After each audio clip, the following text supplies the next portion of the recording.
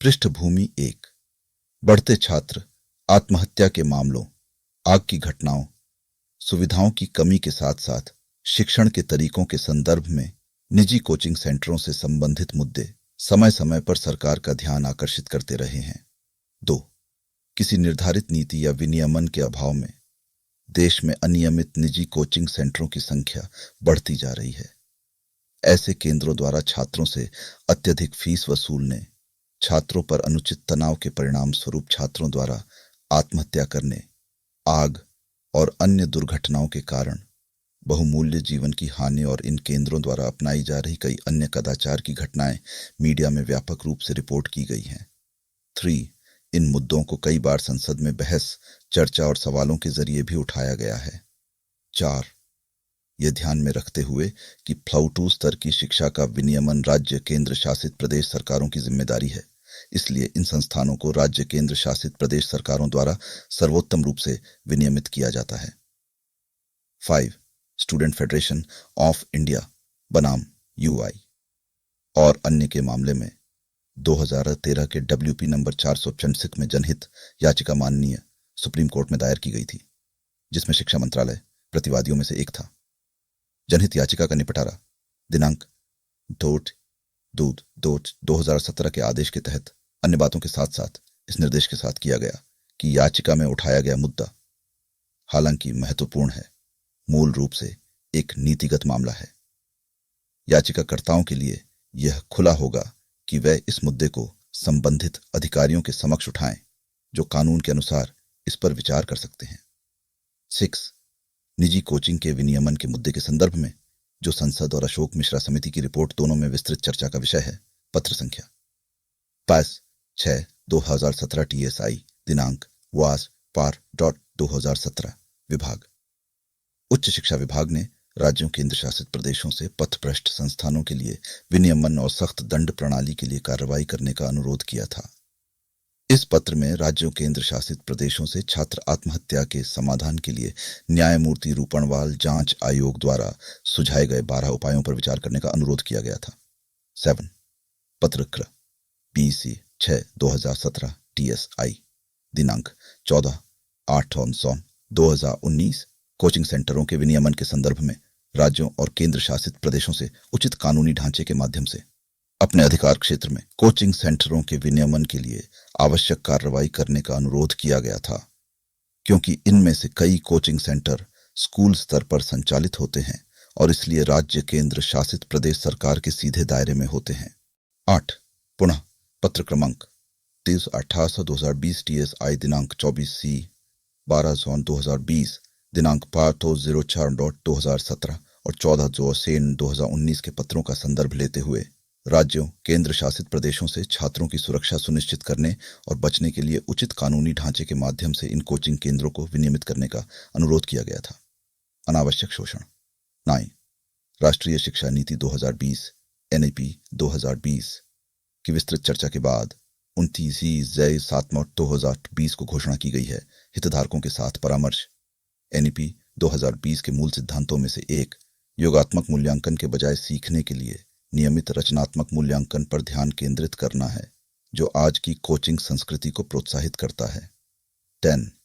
NIP 2020 अपने para 4.36 में board परीक्षाओं और प्रवेश परीक्षाओं सहित माध्यमिक विद्यालय परीक्षाओं की वर्तमान प्रकृति, आज की कोचिंग संस्कृति और इसके हानिकारक प्रभाव को पहचानता है। 11. NIP 2020 का पैरा 4.37 कोचिंग कक्षाएं शुरू करने की आवश्यकता को खत्म करने के लिए बोर्ड और प्रवेश परीक्षाओं की मौजूदा प्रणाली में सुधार का सुझाव देता है। 12. पैरा 4.8 अन्य बातों के साथ साथ अधिक लचीलेपन, छात्र की पसंद और 2 में से सर्वश्रेष्ठ प्रयासों को शुरू करने का सुझाव देता है। ऐसे आकलन जो मुख्य रूप से मुख्य क्षमताओं का परीक्षण करते हैं और बोर्ड परीक्षाओं के और अधिक व्यवहार्य मॉडल विकसित करते हैं, जो दबाव और कोचिंग संस्कृति को कम करते हैं। 13. NIP 2020 के पैरा 4.42 में कहा गया है कि विश्वविद्यालय प्रवेश परीक्षाओं के सिद्धांत समान होंगे। राष्ट्रीय परीक्षण एजेंसी NTA हर साल कम से कम 2 बार उच्च गुणवत्ता वाली सामान्य योग्यता परीक्षा के साथ साथ विज्ञान, मानविकी, भाषा, कला, और व्यावसायिक विषयों में विशेष सामान्य विषय परीक्षा की पेशकश करने के लिए काम करेगी। ये परीक्षाएं वैचारिक समझ और ज्ञान को लागू करने की क्षमता का परीक्षण करेंगी और इन परीक्षाओं के लिए कोचिंग लेने की आवश्यकता को खत्म करने का लक्ष्य रखेंगी।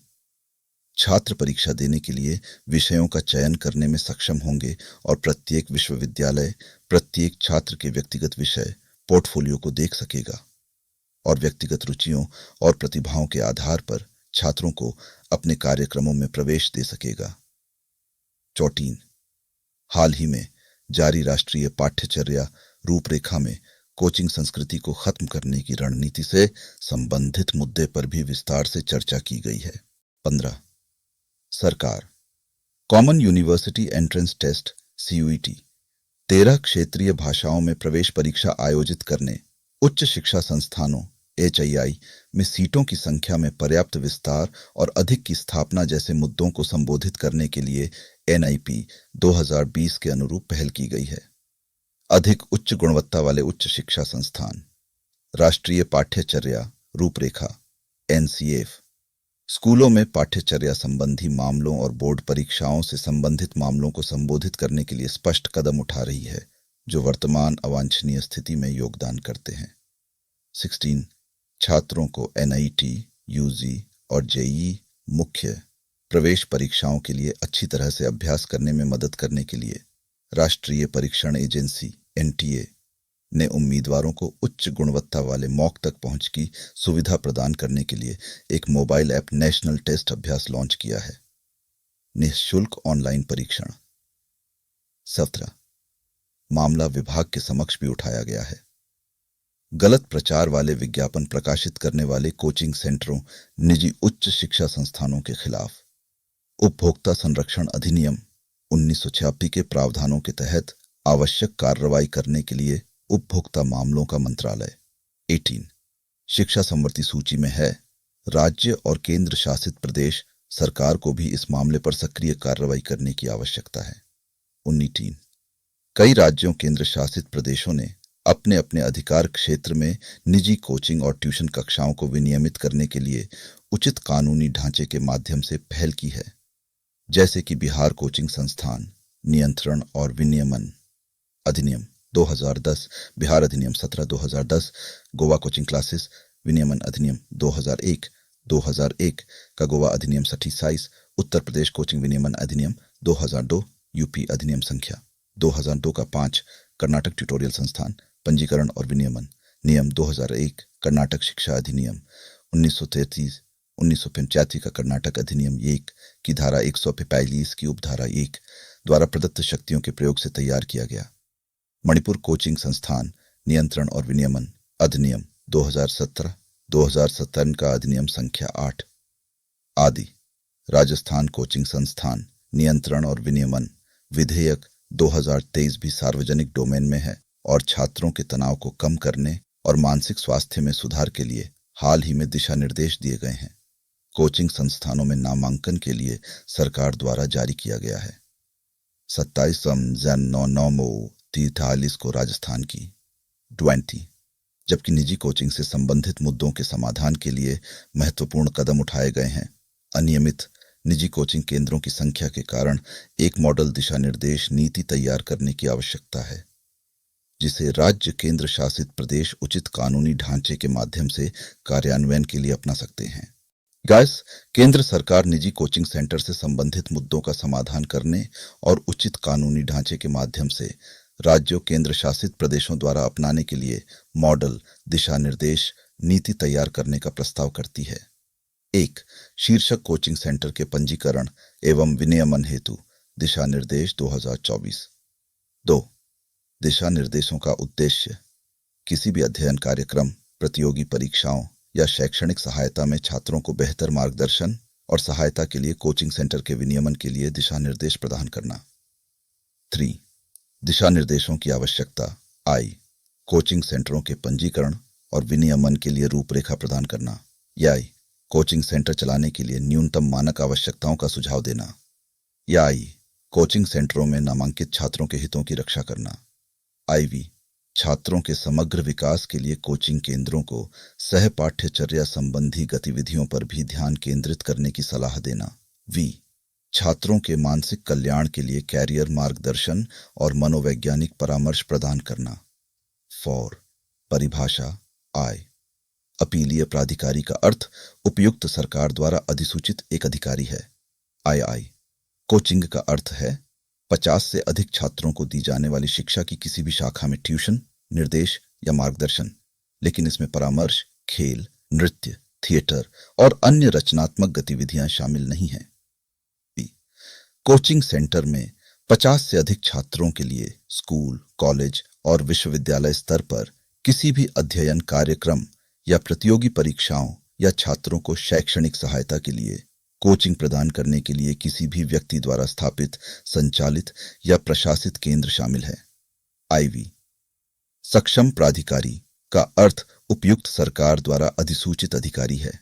वी सरकार का अर्थ है उचित क्षेत्राधिकार वाली केंद्र सरकार, राज्य केंद्र शासित प्रदेश सरकार। वीआई संस्था का अर्थ है स्कूल या कोई अन्य शैक्षणिक संस्थान जो किसी बोर्ड द्वारा मान्यता प्राप्त या नियंत्रित या उससे संबद्ध या राज्य केंद्र शासित प्रदेश सरकार द्वारा नियंत्रित या मान्यता प्राप्त एक संबद्ध कॉलेज और संबद्ध कॉलेज, एक गठित कॉलेज, एक विश्वविद्यालय या शैक्षिक है। केंद्र सरकार या राज्य केंद्र शासित प्रदेश सरकार के अधिनियम के तहत स्थापित संस्थान। वीआई व्यक्ति का अर्थ एक व्यक्ति है और इसमें व्यक्तियों का एक समूह या एक कॉरपोरेट निकाय या शामिल है ट्रस्ट, फर्म या सोसाइटी या कोई संस्था। वीआईआई मालिक का अर्थ कोचिंग सेंटर का मालिक है जो पंजीकरण चाहता है या पंजीकृत है और इसमें संयुक्त मालिक भी शामिल है। एक्स ट्यूटर का अर्थ वह व्यक्ति है जो किसी कोचिंग सेंटर में छात्रों का मार्गदर्शन या प्रशिक्षण करता है और इसमें विशेष ट्यूशन देने वाला ट्यूटर भी शामिल है। किस विश्वविद्यालय का अर्थ किसी केंद्रीय अधिनियम, प्रांतीय अधिनियम या राज्य अधिनियम द्वारा या उसके तहत स्थापित या निगमित विश्वविद्यालय है और इसमें कोई भी ऐसा संस्थान शामिल है जो संबंधित विश्वविद्यालय के परामर्श से यूजीसी द्वारा मान्यता प्राप्त हो। यूजीसी अधिनियम के तहत इस संबंध में नियम बनाए गए हैं। 5 कोचिंग सेंटर का रजिस्ट्रेशन। आई कोई व्यक्ति इस दिशा निर्देशों के प्रावधानों के अनुसार ऐसे कोचिंग सेंटर के पूर्व पंजीकरण के बाद ही कोचिंग प्रदान करेगा या कोचिंग सेंटर स्थापित करेगा, चलाएगा, प्रबंधन करेगा या रखरखाव करेगा। आई दिशा निर्देशों के कार्यान्वयन की तिथि पर मौजूद कोचिंग सेंटर दिशा निर्देशों के कार्यान्वयन की तिथि से 3 महीने की अवधि के भीतर पंजीकरण के लिए आवेदन करेंगे।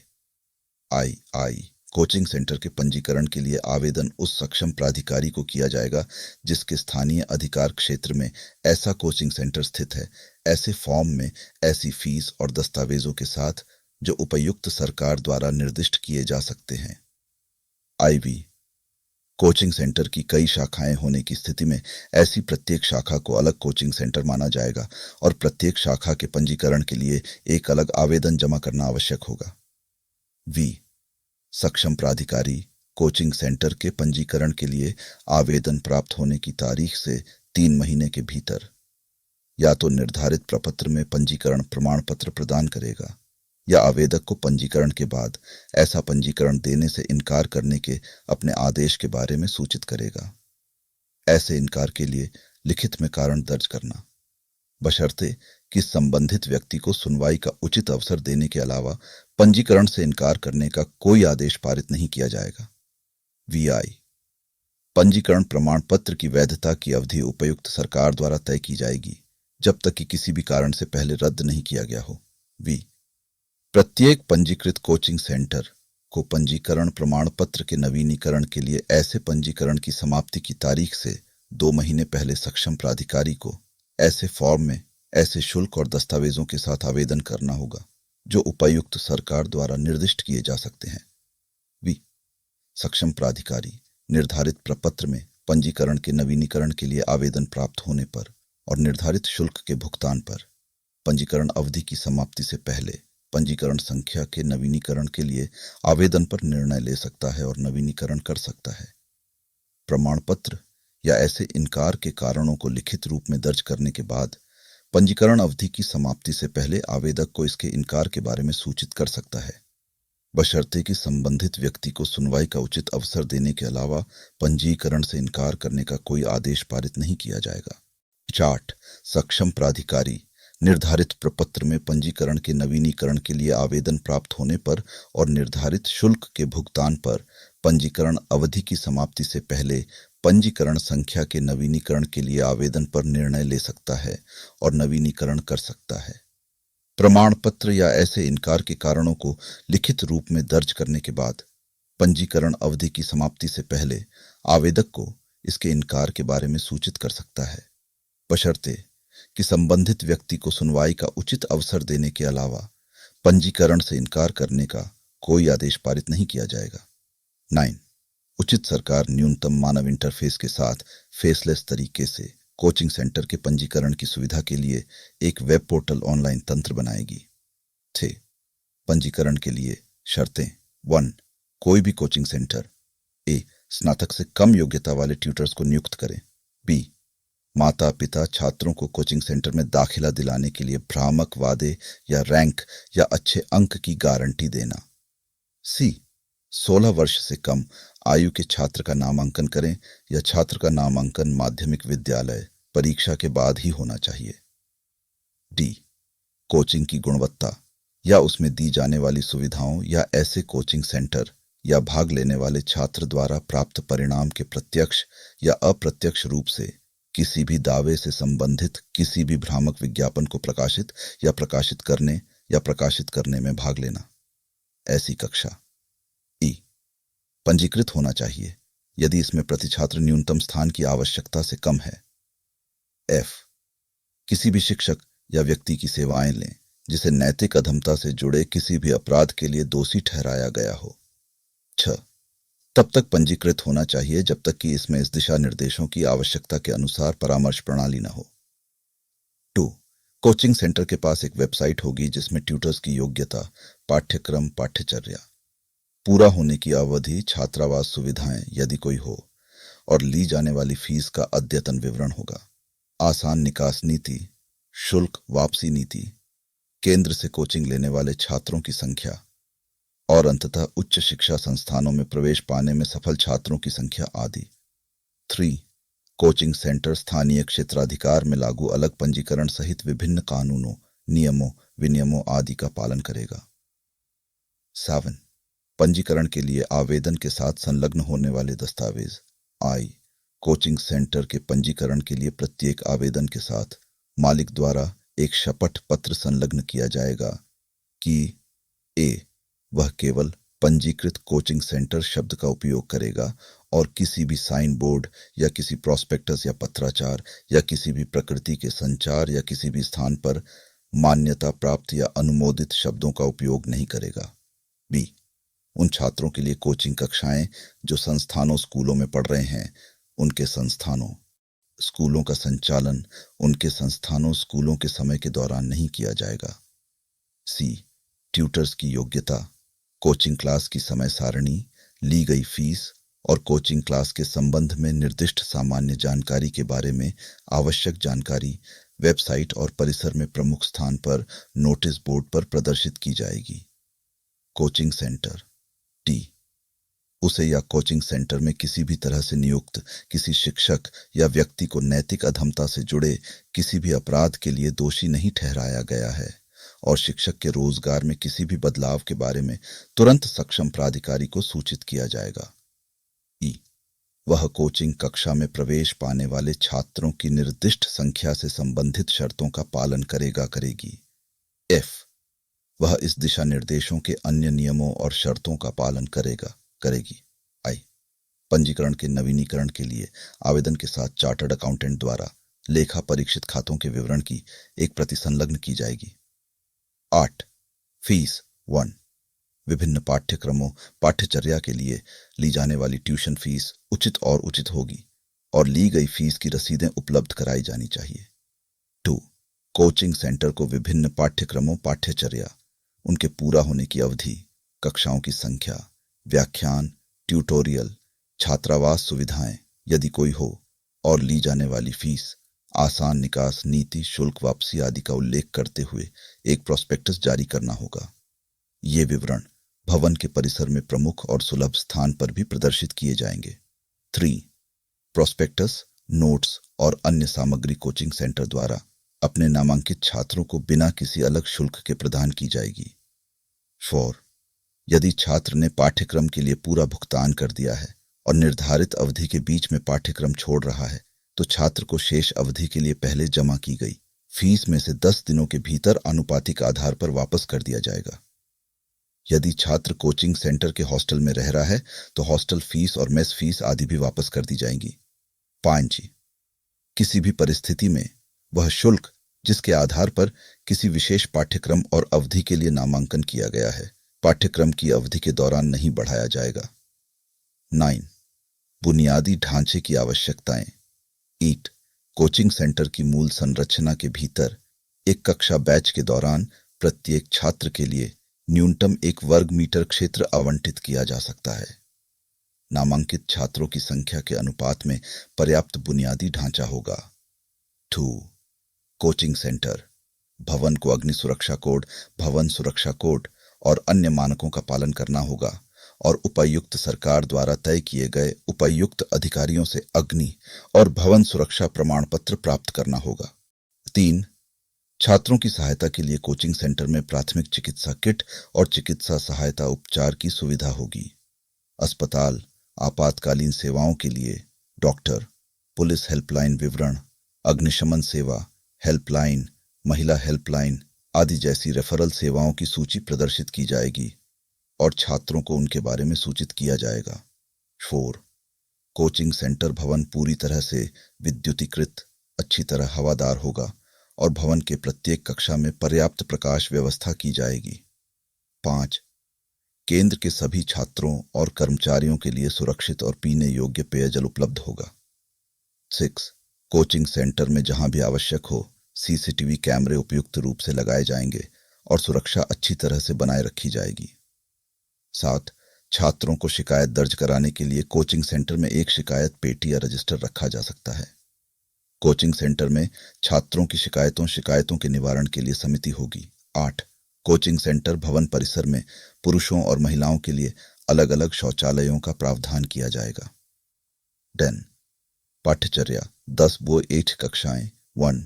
कोचिंग सेंटर प्रोस्पेक्टस में उल्लिखित निर्धारित समय में कक्षाएं पूरी करने का प्रयास करेगा। 2. उन छात्रों के लिए कोचिंग कक्षाएं जो संस्थानों स्कूलों में पढ़ रहे हैं, उनके संस्थानों स्कूलों के समय के दौरान आयोजित नहीं की जाएंगी, ताकि ऐसे संस्थानों स्कूलों में उनकी नियमित उपस्थिति अप्रभावित रहे और डमी स्कूलों से भी बचा जा सके। 3. जिन छात्रों को अपनी शिक्षा में अतिरिक्त सहायता की आवश्यकता है, उन्हें उपचारात्मक या सहायता कक्षाएं प्रदान की जा सकती हैं। 4. छात्रों को आराम करने और स्वस्थ होने की अनुमति देने के लिए पाठ्यक्रम, कक्षा समय, सारिणी को उचित रूप से अलग अलग स्थान पर रखा जाना चाहिए और इस प्रकार उन पर अतिरिक्त दबाव नहीं बनाना चाहिए। 5. कोचिंग सेंटर छात्रों के साथ साथ ट्यूटर्स के लिए साप्ताहिक अवकाश सुनिश्चित करेगा। 6. साप्ताहिक अवकाश के अगले दिन कोई मूल्यांकन परीक्षा नहीं होगी। 7. संबंधित क्षेत्र में महत्वपूर्ण और लोकप्रिय त्योहारों के दौरान कोचिंग सेंटर छुट्टियों को इस तरह से अनुकूलित करेगा कि छात्र अपने परिवार से जुड़ सकें और उन्हें भावनात्मक बढ़ावा मिल सके। 8. कोचिंग सेंटर इस तरह से कोचिंग कक्षाएं संचालित करेंगे कि यह एक छात्र के लिए अत्यधिक न हो और यह एक दिन में 5 घंटे से अधिक न हो और कोचिंग का समय न तो सुबह बहुत जल्दी हो और न ही शाम को बहुत देर हो। 9. कोचिंग सेंटर छात्रों के समग्र विकास और संज्ञानात्मक क्षमताओं को बढ़ाने के लिए सहपाठ्यचर्या संबंधी गतिविधियों के लिए कक्षाएं आयोजित करेंगे। कोचिंग सेंटरों को मुख्य विषयों को पढ़ाते समय ट्यूटर, कर्मचारी और सभी छात्रों के लिए जीवन कौशल, वैज्ञानिक स्वभाव और साक्ष्य आधारित सोच के विकास पर परामर्श सत्र भी आयोजित करना चाहिए। रचनात्मकता और नवीनता, फिटनेस, तंदुरुस्ती, भावनात्मक जुड़ाव और मानसिक भलाई, उम्र उपयुक्त चुनौतियां, प्रेरणा, सहयोग और टीम वर्क, समस्या समाधान और तार्किक तर्क, नैतिक और नैतिक तर्क, मानवीय और संवैधानिक मूल्यों का ज्ञान और अभ्यास, व्यक्तिगत सुरक्षा, लिंग संवेदीकरण और दुरुपयोग की रोकथाम, मौलिक कर्तव्य, नागरिकता कौशल और मूल्य, भारत का ज्ञान, पर्यावरण जागरूकता, स्वच्छता और स्वच्छता आदि। 10.2 कोचिंग सेंटर द्वारा आचार संहिता कुंभ। प्रत्येक कक्षा बैच में नामांकित छात्रों की संख्या को प्रोस्पेक्टस में स्पष्ट रूप से परिभाषित किया जा सकता है और वेबसाइट पर प्रकाशित किया जा सकता है। किसी भी स्थिति में पाठ्यक्रम की अवधि के दौरान कक्षा बैच में ऐसे नामांकन में वृद्धि नहीं की जाएगी। तो प्रवेशित छात्रों की संख्या प्रत्येक कक्षा में एक स्वस्थ शिक्षक छात्र अनुपात बनाए रखने और ट्यूटर और परामर्शदाताओं के साथ संबंध बनाने के अधिक अवसर पैदा करने की आवश्यकताओं के अनुरूप हो सकती है। यह सुनिश्चित किया जाना चाहिए कि छात्र ट्यूटर से जुड़ने में सक्षम हो और छात्र के पास स्क्रीन ब्लैक बोर्ड तक आसान पहुंच और दृश्यता हो। 3. कोचिंग सेंटर 16 वर्ष से कम उम्र के छात्र का नामांकन नहीं करेगा या छात्र का नामांकन केवल माध्यमिक विद्यालय परीक्षा के बाद ही होना चाहिए। 4. छात्रों को पाठ्यक्रम में नामांकन से पहले परीक्षा की कठिनाई, पाठ्यक्रम तैयारी की तीव्रता के स्तर और छात्र से आवश्यक प्रयासों के बारे में अच्छी तरह से अवगत कराया जाएगा। 5. छात्रों को शैक्षिक वातावरण, सांस्कृतिक जीवन, वास्तविकताओं और स्कूल स्तर की परीक्षाओं और प्रतियोगी परीक्षा की तैयारी के बीच अंतर के बारे में जागरूक किया जाएगा। 6. छात्रों को इंजीनियरिंग और मेडिकल संस्थानों में प्रवेश के विकल्पों के अलावा अन्य करियर विकल्पों के बारे में जानकारी प्रदान की जा सकती है ताकि वे अपने भविष्य को लेकर तनावग्रस्त न हों और वैकल्पिक करियर का नया विकल्प चुन सकें। 7. छात्र की क्षमता का आकलन करने के लिए प्रवेश या मॉक टेस्ट आयोजित किया जा सकता है। छात्र की क्षमता और रुचि के आधार पर कोचिंग सेंटर माता-पिता को छात्र की क्षमता की यथार्थवादी अपेक्षा बता सकता है और आगे का रास्ता सुझा सकता है। 8. छात्रों और अभिभावकों को इस बात से अवगत कराया जाएगा कि मेडिकल, इंजीनियरिंग, प्रबंधन, कानून आदि संस्थानों में प्रवेश या प्रतियोगी परीक्षा में कोचिंग सेंटर में प्रवेश किसी भी तरह से सफलता की गारंटी नहीं है। 9. कोचिंग सेंटर को समय समय पर कार्यशालाएं और संवेदीकरण सत्र आयोजित करने चाहिए। मानसिक स्वास्थ्य पेशेवरों के सहयोग से छात्रों का मानसिक स्वास्थ्य। 10. कोचिंग सेंटर को छात्रों और अभिभावकों के बीच शिक्षा शास्त्र, पाठ्यक्रम की समय सीमा और कोचिंग सेंटर में उपलब्ध सुविधाओं के बारे में जागरूकता पैदा करनी चाहिए। उन्हें अपने बच्चों पर अनावश्यक मानसिक दबाव और अपेक्षाओं के बोझ के नकारात्मक प्रभावों के बारे में परामर्श दिया जा सकता है। 11. कोचिंग सेंटर अपने द्वारा आयोजित मूल्यांकन परीक्षा के परिणाम को सार्वजनिक नहीं करेगा। मूल्यांकन परीक्षण को गोपनीय रखते हुए इसका उपयोग छात्रों के प्रदर्शन के नियमित विश्लेषण के लिए किया जाना चाहिए और जिस छात्र का शैक्षणिक प्रदर्शन खराब हो रहा है उसे इस दिशा निर्देश के प्रावधानों के अनुसार परामर्श प्रदान किया जाना चाहिए। 11. परामर्शदाता और मनोवैज्ञानिक सहायता। 8. छात्रों पर उच्च प्रतिस्पर्धा और शैक्षणिक दबाव के कारण कोचिंग सेंटरों को छात्रों की मानसिक भलाई के लिए कदम उठाने चाहिए और अपने छात्रों पर अनुचित दबाव डाले बिना कक्षाएं संचालित करनी चाहिए। साथ ही उन्हें संकट और तनावपूर्ण स्थिति में छात्रों को लक्षित और निरंतर सहायता प्रदान करने के लिए तत्काल हस्तक्षेप के लिए तंत्र स्थापित करना चाहिए। तो सक्षम प्राधिकारी यह सुनिश्चित करने के लिए कदम उठा सकता है कि कोचिंग सेंटर द्वारा एक परामर्श प्रणाली विकसित की जाए और छात्रों और अभिभावकों के लिए आसानी से उपलब्ध हो। मनोवैज्ञानिकों, परामर्शदाताओं के नाम और उनके द्वारा सेवाएं प्रदान करने के समय की जानकारी सभी छात्रों और अभिभावकों को दी जा सकती है। छात्रों और अभिभावकों के लिए प्रभावी मार्गदर्शन और परामर्श की सुविधा के लिए कोचिंग सेंटर में प्रशिक्षित परामर्शदाताओं को नियुक्त किया जा सकता है। 3. कोचिंग सेंटरों को मानसिक तनाव और अवसाद के समाधान के लिए छात्रों को परामर्श देने और मनोचिकित्सा सेवा प्रदान करने के लिए परामर्शदाताओं और अनुभवी मनोवैज्ञानिकों को शामिल करने के लिए प्रोत्साहित किया जाता है।